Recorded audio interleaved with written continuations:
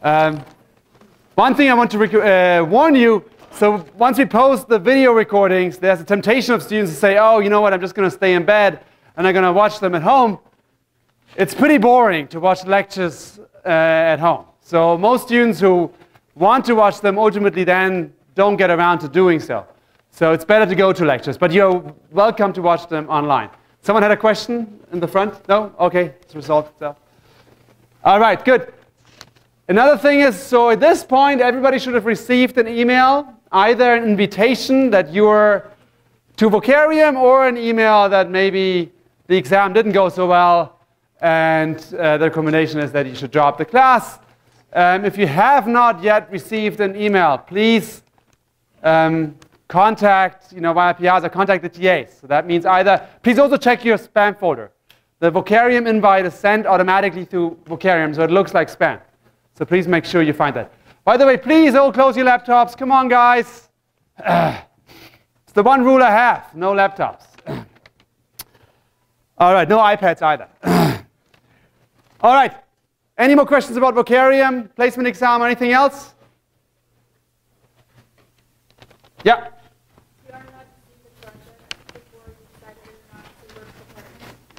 Right, unfortunately, the way it works is you have to first choose a partner, and then you decide on the project. Sorry, then you start with the project. You cannot restart later on. And the reason is because we have had problems in the past where people put people on as partners the day before or something, as a favor or something. It just gets complicated. This is a clean solution. You have, however, the title and you have a short description of the project that you can look at. Okay, any more questions? Okay, good. So last time we talked about the general setup of machine learning. We have data, the data set D, that consists of pairs of basically vectors, feature vectors, and labels. And our goal is to find a function, that from a vector x predicts y, right? So we have xi and outputs yi, ideally. Let's see the vector. And this function h is chosen from a hypothesis class. So the hypothesis class is the set of all possible functions that we consider. So someone at the end asked me, what is this curly h? Seems very abstract. What is it? And so let me give you an example. So I showed you a teeny little example of a decision tree. A decision tree is one algorithm where you basically split on a feature. You, for example, say, is the person male or female? Right? How old is that person? Age, is the person, over 21, yes or no, right? And at the end, you can make a large tree like this, and at the end, you make a prediction, saying, yes, the patient will return within 60 days, or no. Somewhere, here you could have a no or something, that's this. So, in this case, the capitalist curly h would be the set of all possible trees you could imagine, right? So, it's actually an infinite set, right? Because you could, I guess, well, actually, the finite feature set, actually, it is finite. It's very, very large, right? Larger than you think, even larger, right? It's very large. So, but, that doesn't matter. We just have to find some algorithm that finds the right h out of that, okay? The right little h, okay? So, basically, what we're doing is we're saying, by choosing curly h, all we're doing is we're saying, oh, yeah, we're using decision trees, right? That's basically, that's what that means. And then we try to find the best one that is learned on that data set. So the learning is basically choosing this one particular instance of all possible functions out of the set of functions. Any questions about this? Raise your hand if that made sense. Okay. Raise your hand if I'm speaking too fast. Really? All right. I watched my own video. It's like, wow, I'm talking fast. But I'm trying to slow down. Okay, good. So then we said, right, great, right? We have this data set, and we try to find the h that has minimum loss on this data set. So loss, what was the loss function again? Loss function was some function L that we stick in an h and we stick in our data set, and it tells us how well we are doing, right? So it basically says this particular function h has the following error, makes that fraction, that percentage of examples in D, it gets wrong. Right? Or that's the average error we are making in predicting house prices or something. And we would like to have this function L be small. Right? So ideally, the idea of machine learning is we try to find an age that minimizes this function. All right? Do you remember this? Raise your hand if you remember it. All right, good, good, good. So then we said, OK, well, that's great. Right? We came up with this really cool algorithm that gets 0 loss. Right? And that was the terrible algorithm 3. And what it did, it just memorized the data set. And when you stick in an x, it just looks up the x in the data set and then outputs that y.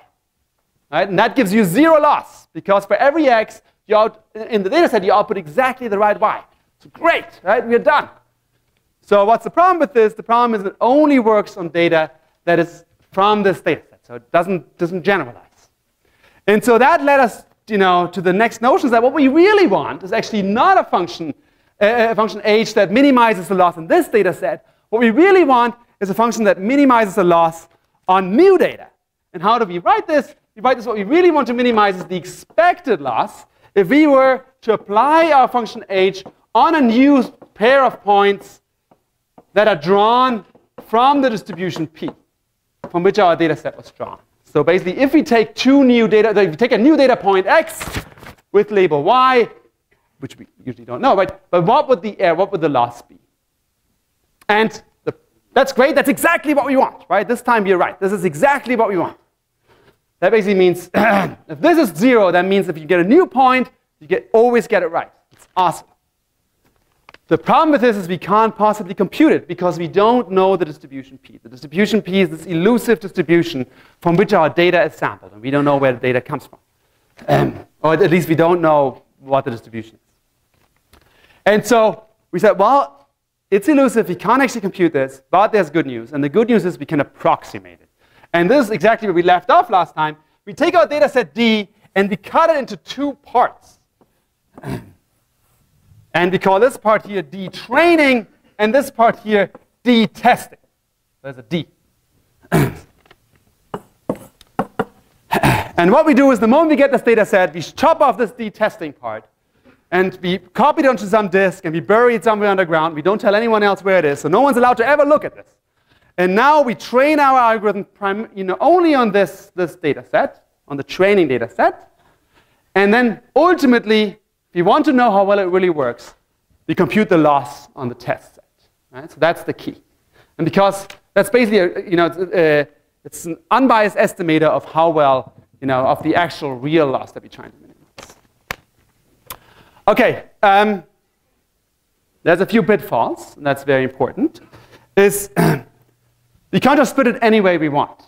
Right? And actually, a lot of grave mistakes of machine learning have been made by people splitting between training and testing the wrong way.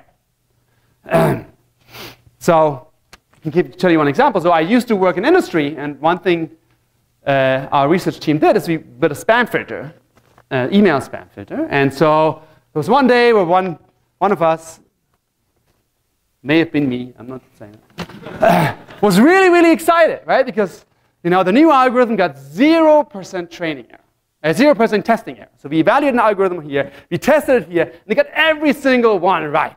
And we're like, spam is solved, right? Awesome. Take this, spammers. But what was the problem? The problem is I split the training set randomly in testing and training.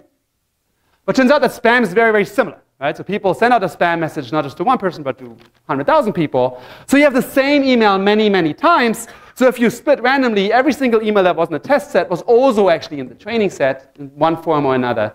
So our algorithm basically learned the right answer for all of these. Then it saw the same emails again, essentially, and got 0 error. Right? So the right case in this, because there's a temporal aspect to your data, is to split by time. Say, like, when was the data collected? And you have your time axis here. This is time. And you say all the data collected up to Thursday comes into training, and Thursday to Sunday goes into testing, or something like this. Right? And then it's an accurate setting because you can no longer, you get no information from the future. Okay? And that's actually essentially what you want. Right? You want a spam filter that's trained today to work tomorrow. That's the idea. So if you have a temporal component, you always have to split on time. If you don't have a temporal component and the data is really sampled IID, then the right thing to do is shuffle them randomly. Right? And it's a good exercise to always do this. I've certainly seen cases, a case where this was not me this time, but it was someone else, where the problem was that basically the data was just stored in a way that first we had all the points with label 1, and then we had all the points with label 2. And someone just split it, and so all the test set was all the same label. Right? So that, of course, doesn't give you an accurate estimation of the test error. So if it's IID data, split it uniformly at random. If it's temporal data, split at some test point. Some time point, and everything in the future goes into test. So the other cases in medical care, one mistake that I've often seen is that people take multiple data samples from each patient, and they sample those uniformly at random. Of course, you can't do that either. You have to move the entire some patients into test and some patients into training. The idea always is, you train on a set of patients, then you test on a set of patients. So the important thing is be really, really careful when you do this, but if you do it right, it's a great estimation of your test error. Any questions? None? All right. So I guess you have it right in front of you, right? So the 2 points, that I really want to make is uniformly random if data is IID, and by time if there's a temporal component. Very often, okay, well, let me just make this. Very often people do one additional thing. In practice, they don't just split into training and test. They make a second test. They actually split into 3 sets. We call this validation. Does anyone have an idea why you may want to do that? Yeah? That's right, that's right. So if you actually have many, many models, right, and you train them and you only have one test set, right? So here's one thing that's really, really important. If you evaluate a model on the test set, that is an estimation of how well your test error is. So what your generalization error is. But only the first time you do it. If you then train another model and you get a different test error, right, and now you pick the better one of the 2, actually now you made a decision that depends on these particular data points. Right? And that actually may no longer be reflective of the true error.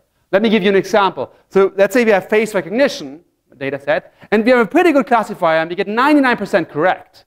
So maybe in this test set, we only make 2 mistakes. Right? So now I can tweak my algorithm, retrain it, and now I only make 1 mistake on this test set. Right? So I halved my error. Right? That's amazing. Right? Should I really pick the second algorithm or the first? Right? Maybe it's truly better, but there's also a good chance that I just made some tweak that just got that particular person right. Right? And it may not actually be true in general. Right? And so let's say I try 100 algorithms, right? They're all a little different. They're all around, making 1 or 2 mistakes, right? If I try many, many algorithms, there's going to be one of them that coincidentally makes no mistakes. And if I pick that one, it seems like I'm doing really, really well, but actually what I really did is I just overfit it, right? I overfit it to the test set. So I made a choice that really probably only applies to this one. Does that make sense? So in some sense, if I look at this data set too often, then I'm also actually training my algorithm on the test set, and I'm losing the fact that actually it's unbiased. Any questions? Yeah? So here comes the point. So if you have the validation set, what you really do is you take your multiple algorithms, you evaluate them on the validation set, you pick the best one on the validation set, and then when you finally found a champion, you evaluate on the test set, and that's the error you tell your boss, right? Because that's the true error that you can expect in real life, right? And usually what you see is that the training error is much lower than the validation error, and the validation error is lower than the test error, right? A little bit, because you made some choices based on the validation set. It's not just actually different models. Often people also have parameters, right? So for example, if you have a decision tree, how deep should the decision tree be? Right? There's some trade-offs. You will learn about this. That's the kind of decision you make on the validation set. But then the key is on the test set, you can only evaluate once.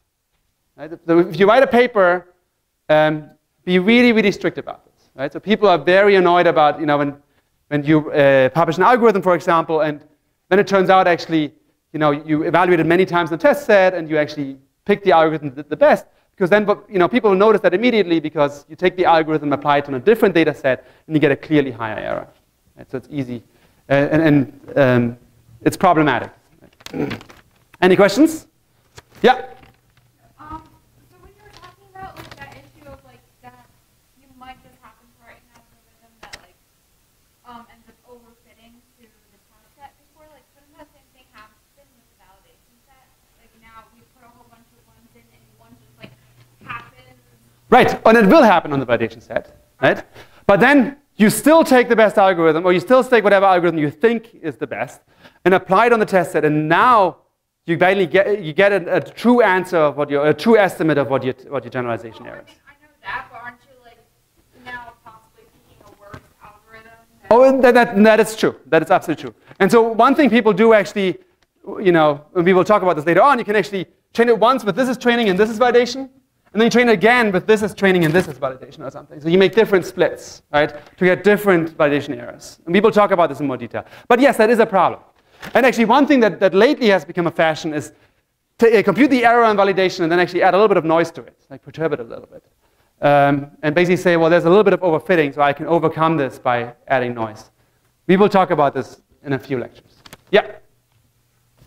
Is there a way you can reuse these data sets, like either the validation or the test, by, let's say, rolling back the changes to the algorithm you may have to bring, like rolling back, and then making some changes that are not directly related? So you can reuse it. So here's what you do. You train your data algorithm on training, right? And then you evaluate it here, and then you try a few different models, right? And you evaluate it here, okay? And once you pick the best model, you retrain it one more time on the entire data set, and now you test it here. But now you stop. Now you throw away your computer, right? You're not allowed to do anything more, because you've used up the test set. Any more? Yeah, the very end. The test set, yes. The test set is one use only, right? I mean, one thing you can do is what we did like, for when I was in industry, we had a test set on spam data, we evaluated it here, and the moment we used it, we already collected the next one, right? So we always had a new test set that we could actually use for evaluation. Yeah? Is there a rule of thumb for when you split it according to time, when you split it according to observation? Or does it really change? So if you have a temporal component in your data, then you have to split it by time. Even if you're tracking observations over time, like panel data. Oh, if you actually have time series, then it gets a little more. But usually, it depends on the case, on the setting. But the one thing you have to be careful of is that your algorithm cannot get a glimpse of the future, right? Because in the actual test setting, you would not be able to do this. And that's often a pitfall, that you actually realize, oh, the algorithm used some information that it got from the future. Yeah? So is there no way to wipe memory of the algorithm once it's already been trained? Wipe the memory. Or like you were saying, like roll it back. So say like, oh, I wanted to tweak it, assuming that it hadn't been trained, and then make my adjustment. And then Oh, I see. So you're basically saying, once I glimpsed at the test set, couldn't I just run it again? So the problem is not actually the algorithm. The problem is you, right? So because you glimpsed at the test set, that informs you, right? It's going to be really, really hard to say, oh, I totally ignored this, and afterwards I made a decision, like the fact that you know this, right? You learned something from this. You learned that one set of algorithms works better, neural networks work better than decision trees. And that actually will change your decisions in the future.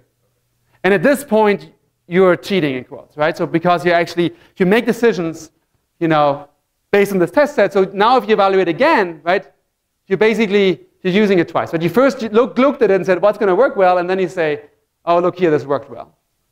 Does that make sense? Yeah. Yeah? Why not more divisions? Or do we make that? Oh, yeah, that's right. So you can make many more divisions. But that's actually, we will get into that. And we will discuss this formally, and then we get into how you, all the little details. Yes? Is there a convention for the ratio between training and testing? That's a good question. So the validation data, or the test data, should be not too large and not too small. And that, can I leave it at that? So it's usually people do an 80-20 split. It depends how much data you have. right? So, and it also depends how noisy your data is, right? So usually then you want to look at the variance and so on, and you want to see if the test data set is very, very large, then you get a very good estimate of the generalization error, but also you burned a lot of your data for training, right? So that's basically your trade-off. There's other tricks you can do that we'll talk about in a couple of lectures. Yeah? So, it's not recommended that I use more than one algorithm in the test set? Like if I have Right, the test set, you basically, you look at it and then you poke your eyes out. Don't do it, but then you're no longer allowed to look at it. I can't pick two algorithms, test them, test them. So unless you basically say, here's my outcome is the following, right? Basically, I'm comparing these algorithms, and these all, what I'm trying. My point is that here are the errors that they make on the test set. Then it's fine, right? I can't pick the algorithm On the test set, and then actually conclude. That's right, and then keep iterating over this, right? So that's basically the point, right? Does that make sense? So that's okay. If I use more than one algorithm and I test them. So as long as you lay open everything you did, right? Basically said I looked at the following 5 algorithms. I ran them over the test set, and here are the 5 algorithms. That's fine, right? Because ultimately you didn't make any decisions. You didn't change any behavior afterwards, right? Does that make sense? But if you try the first algorithm and then based on that you decide a second algorithm and a third algorithm, now actually you're adapting to it. And the moment you adapt to it, you're actually overfitting to the test. Yeah.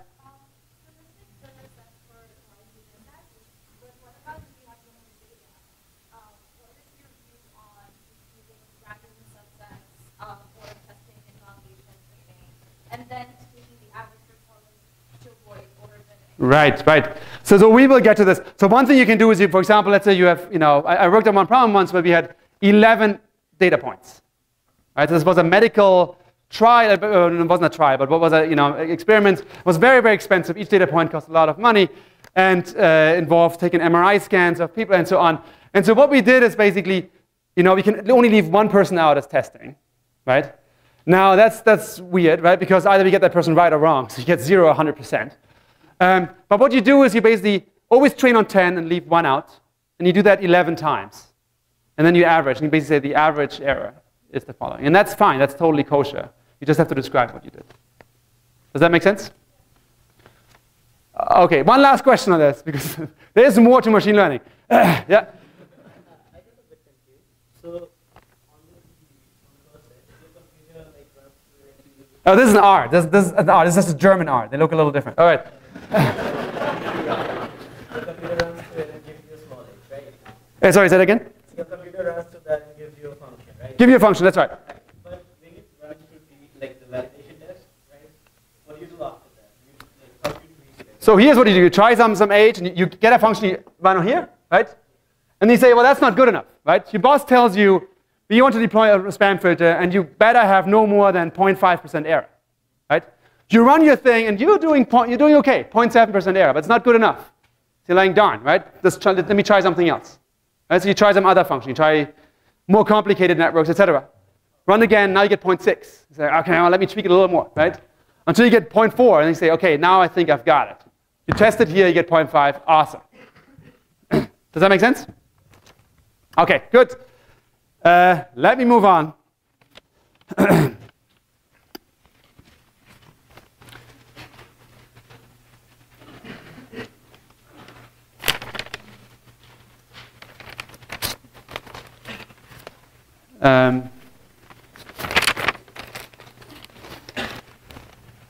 I had one quick quiz. OK, let me just say this. So if we have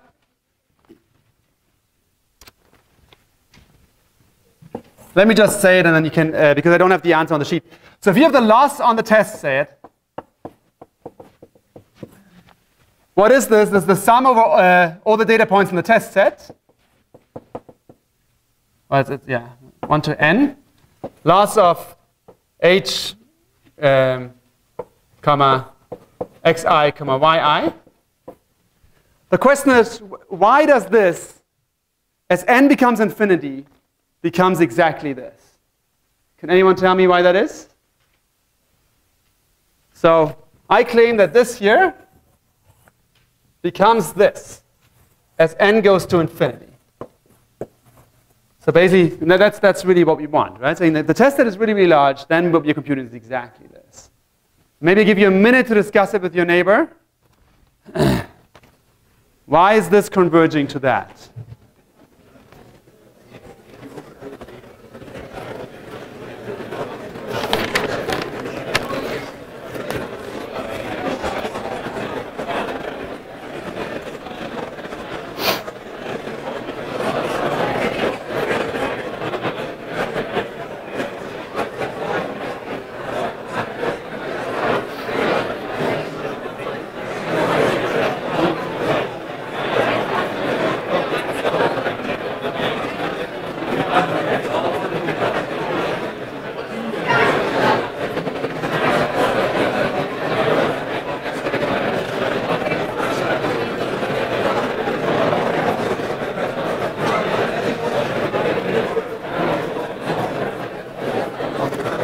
All right. Who can tell me why? And what is the statistical law? Yeah? That's a weak law of large numbers. So that weak law of large numbers basically says that exactly this, right? The average of a random variable becomes the expected value in the limit, right? So remember that's the weak law of large numbers. Says exactly, basically reassures us that what we are doing is right. Okay? Any questions? Okay, good. So, but if I don't see you, you raise your hand. There's too many people here. So please say something, right? You can just say anything you want. Actually, I said this last time. Last time I taught this class that you can say anything you want. One student said like, Viagra! We talked about spam filtering, so it made sense, but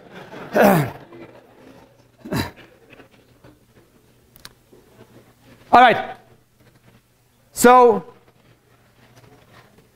what have we talked about now? So we have talked about the data set D, the feature representation. So you take your data represented as features. You have labels. Then a function h that goes from x to y. We know we have to split the data. So that's all really, really good. So one thing I haven't talked about is how to find this hypothesis class h. Right? And here's a great idea. Why don't we just, during this course, figure out what's the best algorithm, and then we just only use that one. Or even better, why don't I just figure out what's the best algorithm, then I only teach you that one, right? And then we call it quits. Why does that not work? And let me give you an example. So this example is actually a party game. All right, you ready for a party game? Yeah. Oh, come on. What kind of party is this? All right. Okay. So here's my party game. I give you a bunch of data points, and instead of training machine learning algorithm, I now want you guys to be the algorithm. Okay, so I give you a bunch of points. This is my training data set. This here is my x, and this here is my y. So I tell you for this x value, for this value, the answer is this y. Okay, for this value, the answer is this y. And I give you a bunch of these points. Okay, and that's our training data. And now we come and test data. Let me look at test data. Let's say I look at this point here. Right, that's here. Let me quantify, make this more concrete. 1, 2, 3, 4. So where do you think is the value at exactly this point of x? Who wants to volunteer? Any brave people? Yeah. Around 2? Ah, sorry, totally off. It's 4. How about this point here? 4? Oh, come on. It's 1. Anybody else? Here? Pi. Pi? Oh, close. It's actually negative. So I know what you're thinking, right? Your parties suck. Fair enough. So what's the problem, right? What's the problem? Like, why can't you learn this, right? You guys are terrible at this. I'm sorry, but like, clearly the function looks like this, right? Actually, sorry, here went down to negative. So what's the problem, right? So you made an assumption. When you saw these points, you made an assumption. You made an assumption that the function is smooth. Okay, so I claim most of you did this. And that's the key to machine learning. So if you have an adversarial setting, right? If you actually had some setting where basically I try to predict something, but you have some adversary, that was me in this case, and I could always come up with some other answer, machine learning is not possible, right? Or not in all settings. I mean, you have to assume that the world is nice, right? Or you have to make some assumptions about the data set. Otherwise, we cannot make predictions. Okay? The whole process of prediction is, the whole point of predictions is that we assume that basically things keep, behaving the way they did behave. And different functions or different algorithms make very different assumptions.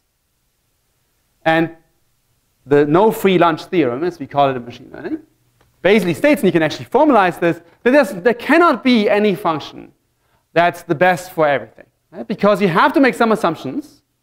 Otherwise, you can't do well in prediction. And then I can generate a data set that violates exactly these assumptions. Does that make sense? And therefore, my algorithm will do arbitrarily badly. Okay, so there is no one algorithm that does well at everything. It cannot exist. And I'm not formalizing this here in this lecture. I'm just giving you the intuition. And a big part of this class is to understand what assumption each algorithm is making. Right? And a big mistake that I see when people apply machine learning in practice is that they basically have one favorite algorithm that they like. Right? For example, it's deep learning or it's random forest or something, and they just love using that algorithm. They use it for everything, right? Irrespective of what assumptions that makes, and if these assumptions actually hold in that data set. So what I want you to get out of this class is to, sharpen your vision in that respect and look at data sets and first analyze, what are the properties of this data set, right? What this particular data set, what assumptions can I make? Do these assumptions hold? Which algorithm leverages these assumptions and makes good predictions? And that is the most important aspect about machine learning. And what most people do not do right, actually. So, any questions about this? Yeah? I guess the reason why you don't get to keep changing your early age, or in other words, like making a meta algorithm which is choosing algorithm, the reason why that's not done is So there is algorithms that do, it's called meta learning. And basically what you do, but essentially what you're doing is just what a data scientist would do. If you don't know what assumptions you can make, then basically what they do is a split of a training and a validation set, and a test set. So they take the training and the validation set, they try out a whole bunch of different functions, and just see which one gives the best error on validation, and then they train that on tests. So that's just a purely empirical way of doing it. But if you think a little bit about it, then typically it helps a lot to kind of rule out algorithms to begin with. If you say, well, they make this assumption, and that assumption just does not hold in this data set. Right? So don't waste your time. Good question. Any more questions? All right, awesome. So that means we can actually move to the next topic, and I can talk about the first algorithm.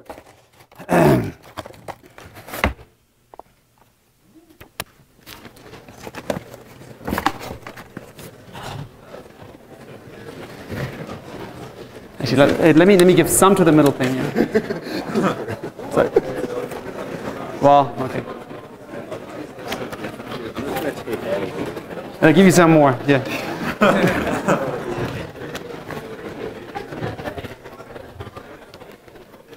These to you and these to you.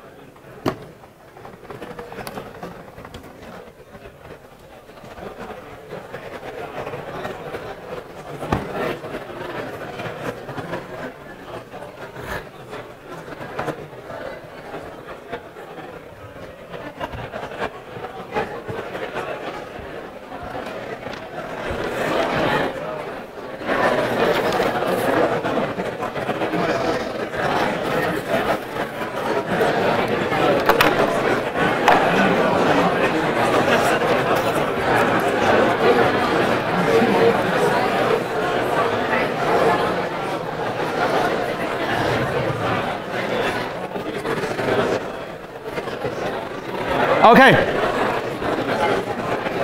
Who does not have a handout? Oh wow. Can it somehow make a cross, to the upper half of the classroom? Can also, yeah, maybe. All right. Well, I can already get started. Okay. The first algorithm is also one of the oldest algorithms in machine learning, by the perceptron. It's called K-nearest neighbors.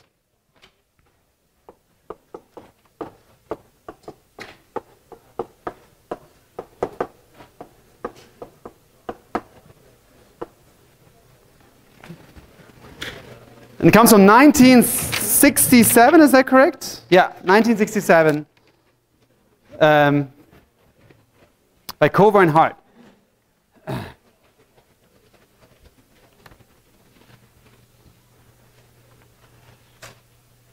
All right, so let's say we have data points. This is my data. By the way, can you see this in the back? Raise your hand if you can see this. Okay. So let's say we have data points and we have crosses, and so these are, I just have a binary classification problem. So I have crosses and I have circles. And I have a new data point.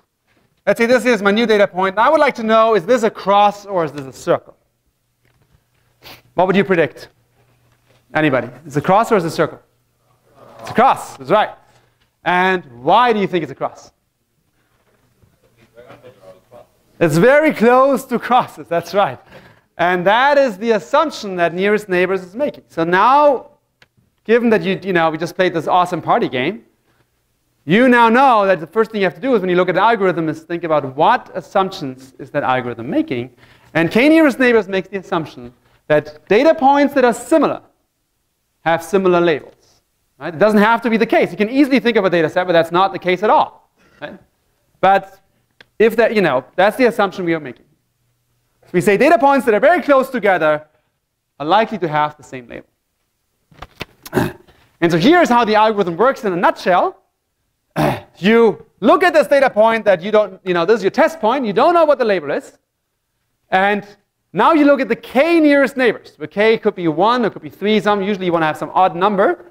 So let's say we have 3. This one, and this one. So you pick these 3 nearest neighbors. In this case, all 3 of them are crosses. So you let them vote. And this guy votes cross, this guy votes cross, this guy votes cross. So you unanimously decide it's a cross. If the test point was here, then you would actually have these 3 as nearest neighbors. Then you would say, OK, I have 2 votes that it's cross, and I have 1 vote that it's a circle. So I'm still saying it's cross.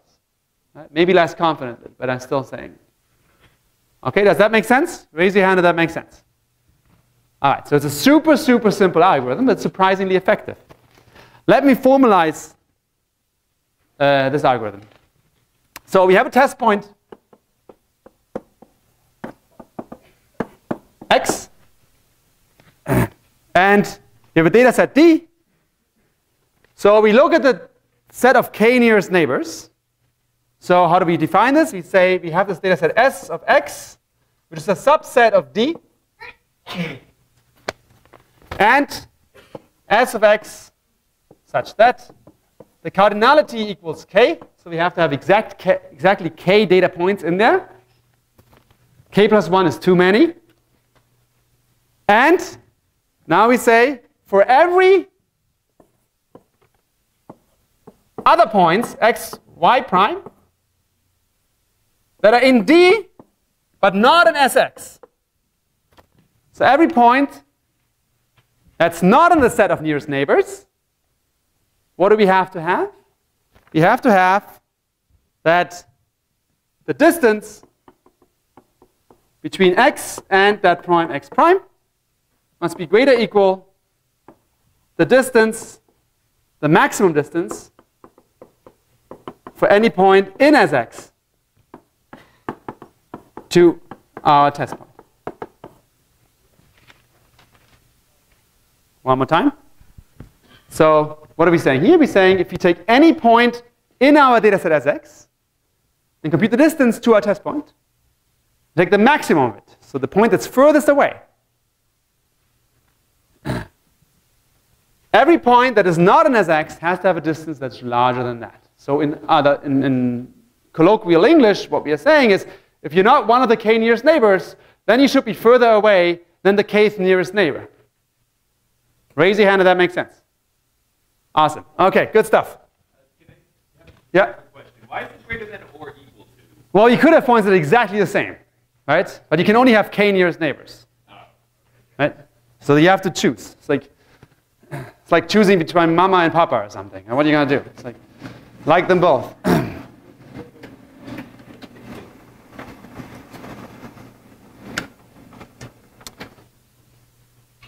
All right, so we have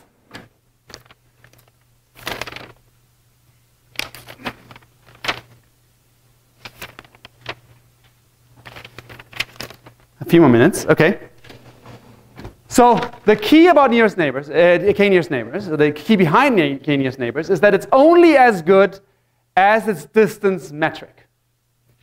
Okay, so if the distance metric reflects similarity in labels, then it's a perfect classifier, right? So if the distance, if you basically say you have a zero distance if the label is the same and the distance of 1 if the label is different, well, then it's perfect. Right? Because the nearest neighbor will always have the same label as you. The nearest neighbor will always have the same label as you. So the key behind nearest neighbors is to use a good distance metric. And there's this whole field of metric learning that actually says, well, we can actually learn these metrics. So we're not going into this. But the most common metric that people use is the what is it called? Minkowski. Minkowski. So it's defined as, actually, is it really Minkowski? I don't know. Where's he from? Russia? So we go over all the dimensions, and we take the r. This here is now the rth dimension. Maybe I should write it like this: the rth dimension of x minus the rth dimension of z to the power of p 1 over p. This is the Minkowski distance. This is most commonly used. And now a very quick quiz for you guys. 3 special cases. P equals 1, P equals 2, P becomes really, really large. I claim these are distances that you're well aware of. Discuss it with your neighbors, with your favorite neighbor maybe, if you have 2. And what are these 3 metrics?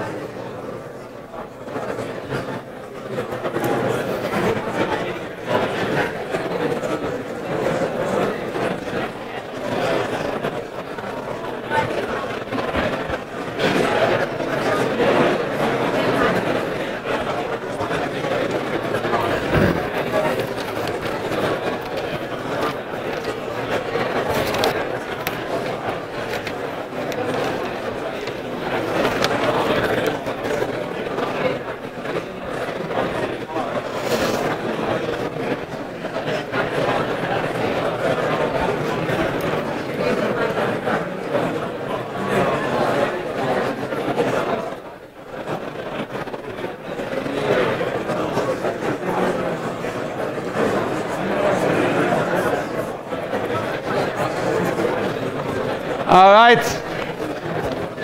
Who knows the answer? First one, P equals 1. What is this?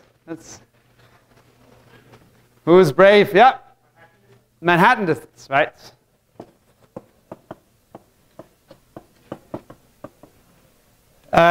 P equals 2. Well, someone else. Yeah. Euclidean.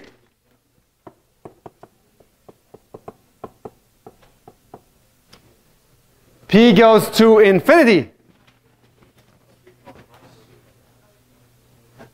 Yeah, some. Yeah? Sorry? Say it one more time, louder.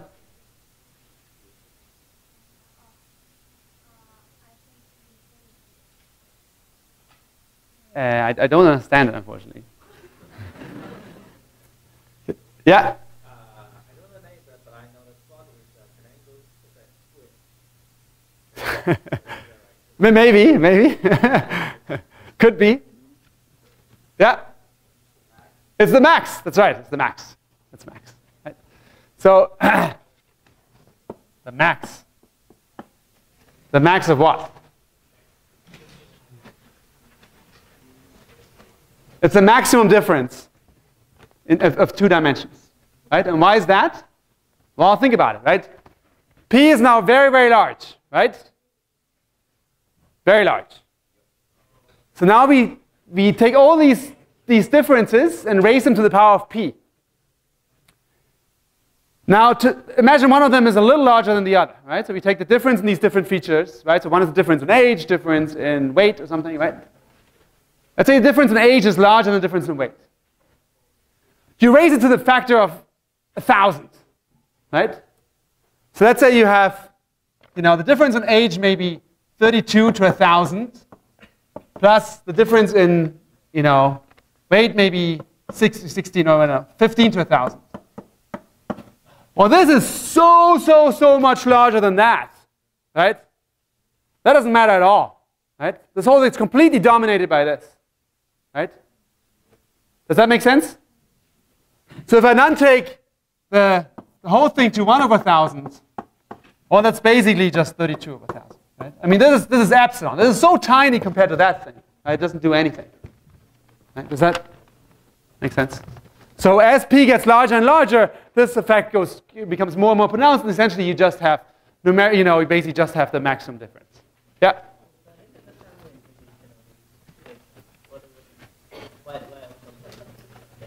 Sorry, why? Why does it become? I don't understand you, sorry. Why are we? Oh, why are we comparing different values of P? Oh, because basically, okay. So he's like, why are you doing this? And the answer is, this is the Minkowski distance. And the nice thing is, if you have an algorithm that implements this, right, just for different values of P, you get a whole family of different distances, right? And that includes the common distances that basically people think of, right? So the Euclidean distance and Manhattan distance, right? Or just taking the feature that, if they vary a lot on one feature, then that actually is the most important. Does that make sense? And you can take any value of P, any non-negative value of P. Okay? So that's one reason why it's so popular. It's because it's actually fairly general. All right, I have a short demo, but you know what? I'm already 1 minute over. So why don't we start next time with the demo? But can someone please remind me that I haven't shown you yet the demo?